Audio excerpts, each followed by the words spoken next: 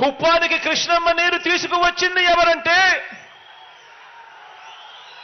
కుప్పానికి కృష్ణమ్మ నీరు తీసుకువచ్చింది ఎవరంటే మీ జగన్. కుప్పానికి మున్సిపాలిటీగా మార్చింది ఎవరంటే మీ జగన్. కుప్పానికి రెవెన్యూ డివిజన్ ఇచ్చింది ఎవరంటే మీ జగన్. కుప్పానికి పోలీస్ సబ్ డివిజన్ ఇచ్చింది ఎవరంటే మీ జగన్. చంద్రబాబు తన హెరిటేజ్ డైరీ లాభాల కోసం మూసేయించిన చిత్తూరు డైరీని తెరిపించడమే కాకుండా దేశంలోనే అతిపెద్ద సహకార రంగ డైరీ అయిన అమూల్ను తీసుకువచ్చి ఇదే కుప్పం, ఇదే పలమనేరు, ఈ పాడి రైతులందరికీ కూడా గిట్టుబాటు ధరను అందించే ఏర్పాటు చేసింది ఎవరు అనంటే మీ జగన్.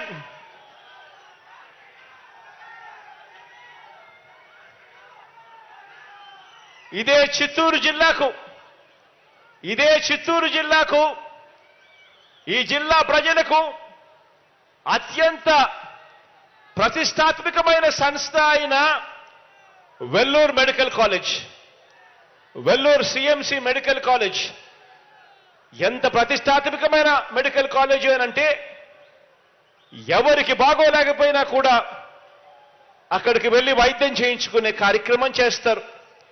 అటువంటి హాస్పిటల్, అటువంటి మెడికల్ కాలేజ్ అది రాకుండా, చిత్తూరు జిల్లాకు రాకుండా, కుప్పం ప్రజలకు అందుబాటులోకి లేకుండా, పలమనేరు ప్రజలకు అది అందుబాటులోకి రాకుండా చేసింది ఎవరు అనంటే చంద్రబాబు, ఆయన వియంకుడు ఈనాడు రామోజీరావు.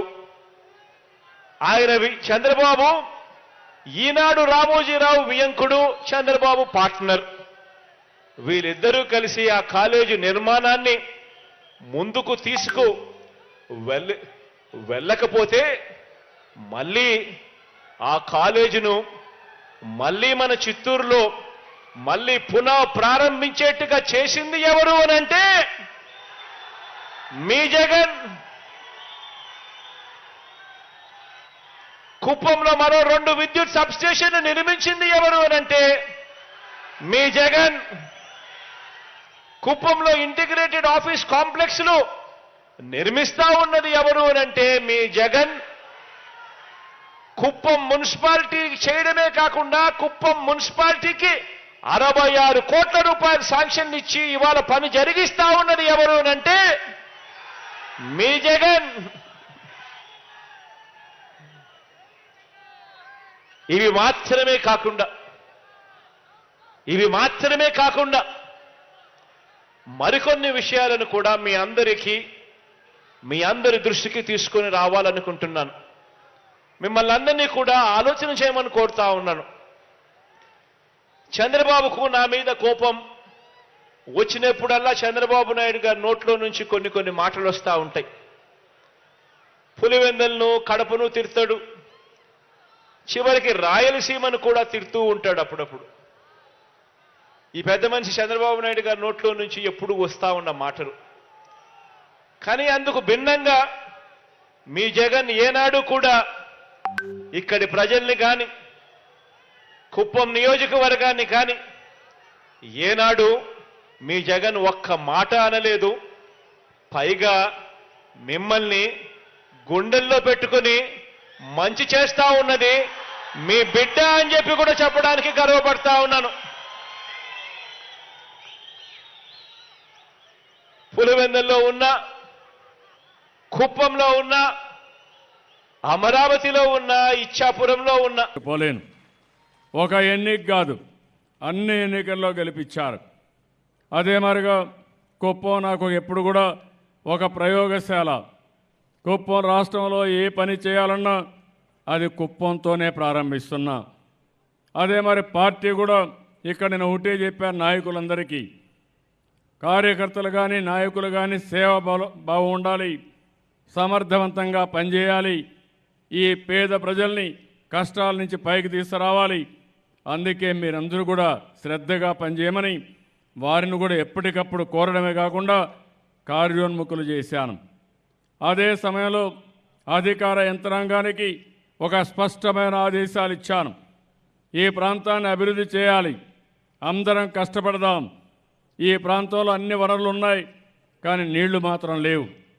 అందుకే నేను ఆ రోజు కూడా ఆలోచించాను, చెరువులు కానీ ఇవన్నీ పూడికలు తీయడం మొదలుపెట్టాం. కానీ ఈరోజు మన యొక్క యజ్ఞం పరిపూర్ణంగా జయప్రదమయ్యే పరిస్థితి వచ్చిందంటే అది హంద్రీ నీవా 615 కిలోమీటర్లు ఇక్కడికి తీసుకొస్తున్నాం. ఒక హంద్రీని ఏదైతే కుప్పం కాలువ 109 కిలోమీటర్లు 400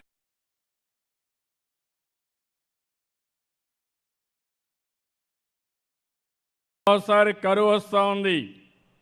మామూలుగా 6-7 సంవత్సరాలుగా మీరు చూస్తే కుప్పంలో ఒకే సంవత్సరం సాధారణ వర్షపాతం కంటే ఎక్కువ పడింది. మిగిలిన సంవత్సరాలు వర్షాలు తగ్గిపోయి కరువు వచ్చి చాలామంది భయపడిపోయి వేరే ప్రాంతాలకు వలస వెళ్ళిపోవాలి, ఇక్కడ బతకలేము అనే అభిప్రాయం వచ్చారు. రాయలసీమ మొత్తం అదే పరిస్థితి. రాయలసీమ రాళ్లసీమగా తయారైపోతుందని నాయకులు మాట్లాడితే కాదు, రాయలసీమని రత్నాల సీమగా తయారు చేస్తానని కంకణం కట్టుకొని నేను పనిచేస్తున్నా.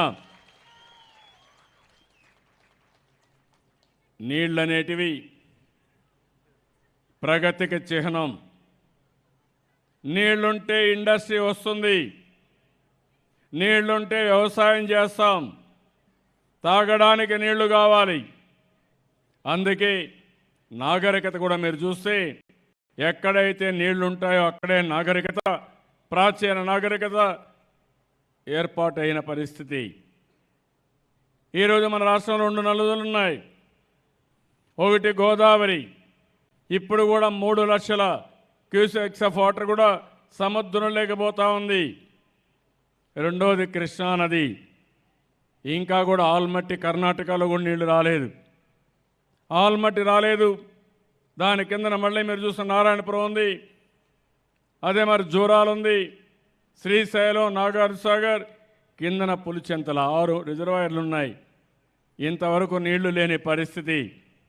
నేను ఆలోచించాను, ఈ రాష్ట్రంలో కరువు పోవాలంటే వర్షపు నీరుని భూగర్భ జలాలుగా మార్చాలి, చెరువుల్లో పూడికి తీయాలి, చెరువులు అనుసంధానం చేయాలి. నీటిని ప్రతి ఒక్కరు కూడా కాపాడుకోవాలి. ప్రతి ఒక్క నీటి బొట్టుని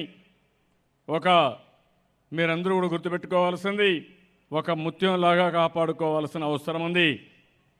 అందుకని పంట కుంటలు ఏర్పాటు చేశాం, చెక్ డ్యాములు కడుతున్నాం, ఇంకో పక్క చెరువుల్లో పూడికలు తీస్తున్నాం, చెరువులన్నీ కూడా కలుపుతున్నాం. ఈరోజు ఇక్కడ బిల్డింగ్ వచ్చింది, చాలా బాగా కట్టారు. అందరూ కూడా గట్టిగా చప్పట్లు కొట్టి అభినందించండి, మంచి పని చేశారు. కాబట్టి వాళ్ళు కూడా ఐటీ చదువుకొని ఈ కుప్పం నుంచే వచ్చారు, బాగా పనిచేశారు, బాగా ఎలివేషన్, డిపార్ట్మెంట్ కూడా బాగా